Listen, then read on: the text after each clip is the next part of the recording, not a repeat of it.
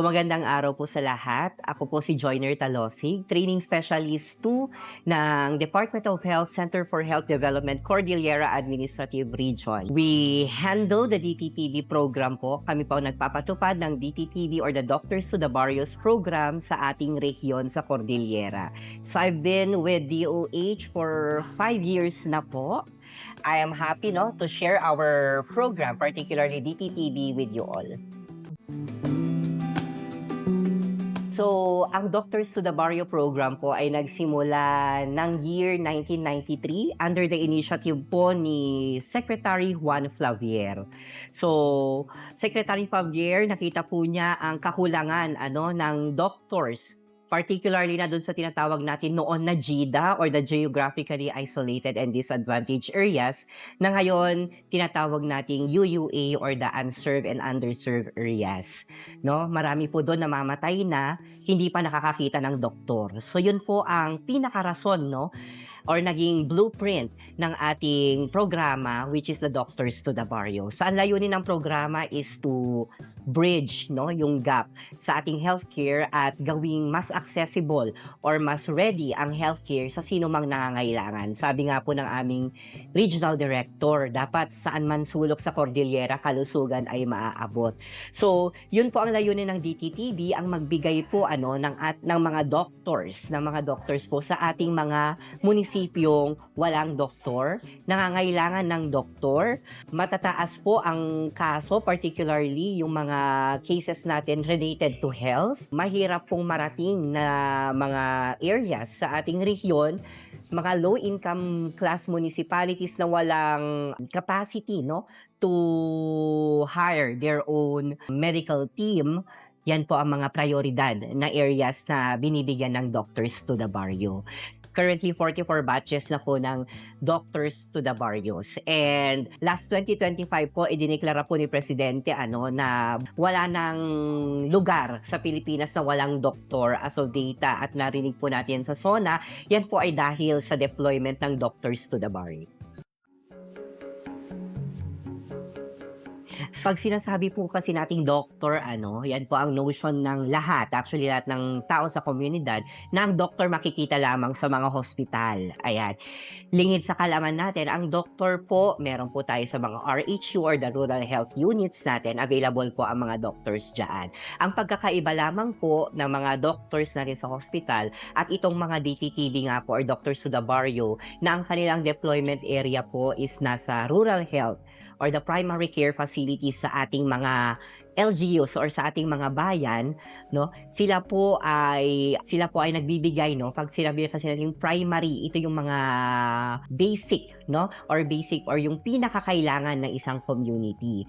So, kung titingnan po natin yung mga doctors sa ating hospital, they are specialists in their own field. Ang mga Doctors to the Barrio po is dapat lahat ng primary care, lahat po ng serbisyo na tinatawag natin na primary care ay dapat nilang ibigayan po ang kanilang pagkakaiba. So they are often called the master of everything sa kanilang mga LGUs. Ayan. Dapat po pag may maternal or may buntis, kayang-kaya nila itong gamutin. Dapat po, kahit anong klaseng sakit, basta sakit sa komunidad, dapat alam nila to kung paano i-manage. So yan po ang pagkakaiba nila compared sa mga specialists natin, which is often found in our clinical setting. As a Doctors to the Barrio po, na-deployed ng DOH or Department of Health, dapat po unang-unang isang Doctor to the Barrio na i-embody yung tinatawag nating core competency ng isang DOH, na isang DOH na kawani ng kagawaran ng kalusugan, which is integrity, service excellence, and of course, compassion and professionalism.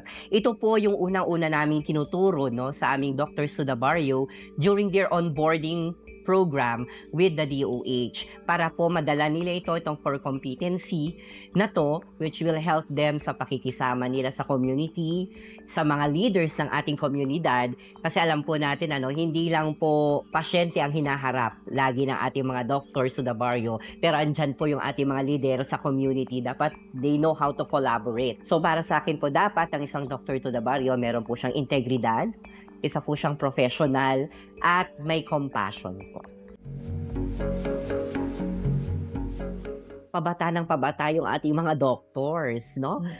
Noon po kasi, ang Doctors to the Barrio is a program lang na binibigay sa mga walk-in doctors. Meaning, inopen po ito sa mga doktor na dati, doktor sa ibang bansa na gustong bumalik sa ating bansa dahil nga po sa ating brain drain na tinatawag. Nawawalan po tayo ng mga espesyalista, ng mga doktor, ng mga scientists because mas pinipili nila sa ibang bansa. Isa po ito rin sa rason kung bakit ang Doctors to the Barrios is in-implement in the first place. Ngayon po, the DOH together with JED has partnered to make the supply of doctors is stable or more sustainable. So that's why we offer po the scholarship programs. So lahat po ng doctors na dideploy po natin ngayon are scholar po ng DOH and CHED. So yun po yung isa sa pinaka-significant na changes or nakita kong pagkakaiba or naging evolution ng DTTB program. Ngayon, ang supply natin for DTTPs, most stable na dahil we offer it as a scholarship rather than ino-open lamang ito sa mga dati ng doktor. Kung relevant pa po siya ngayong time na to, sige, ngayong present time, yes po, napaka-relevant ng doctors po natin. Why? Dahil po may mga LGUs pa rin po na walang kapasidad na mag-hire ng kanilang sariling doktor. Which is isa sa pinakarason na nakikita ko kung bakit napaka-relevant and timely ng ating Doctors to the Barrios program or ng ating mga doctors na dinedeploy under DTTB. Isa pa po sa nakikita ko kung bakit siya relevant ngayon is nag-e-evolve ang mga sakit. Nag-e-evolve po ang mga sakit. Kung makita nyo po nung pandemic, ang mga Doctors to the Barrios po natin is nanguna sa pagpuksa ng pandemic or sa ating programa kontra COVID-19 that time. Marami pong doctors ang napatawag at naging key player sa ating healthcare that time. So, isa po yan sa nakikita kong rason bakit napaka-relevant po ng Doctors to the Barrio. And then, for the evolution po ng Doctors to the Barrio, hindi na lamang po ang DOH po, hindi na lamang po doctors para sa barrios or para sa bayan ang dinedeploy. We have also specialists na po para po sa information ng lahat. We deploy doctors na rin po, specialized doctors in different fields like internal, anesthesiology, neurology, sa ating mga identified priority hospitals in the region. They are also called the espesyalista para sa bayan. Now, what we are looking into yung transition ng DTTB is these doctors po sa DTTB are freshly graduate doctors. Ang gusto po natin sana after that, mag-transition sila to specialist, which is, may program po tayo, which is the espesyalista para sa bayan.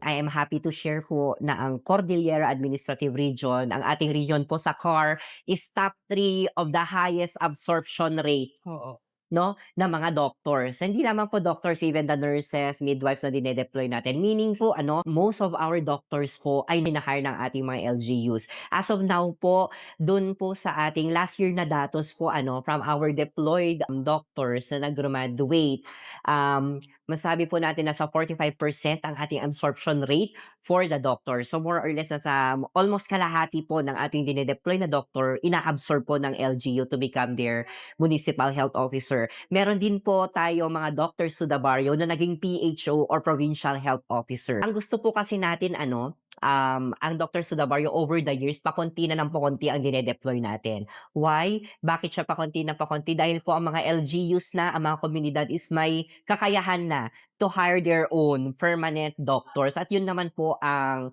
gusto natin. Until such time, wala na po dapat dinedeploy ang DOH for Doctors to the Barrio. Matatawag na po sila ngayong permanent doctors of the barrios.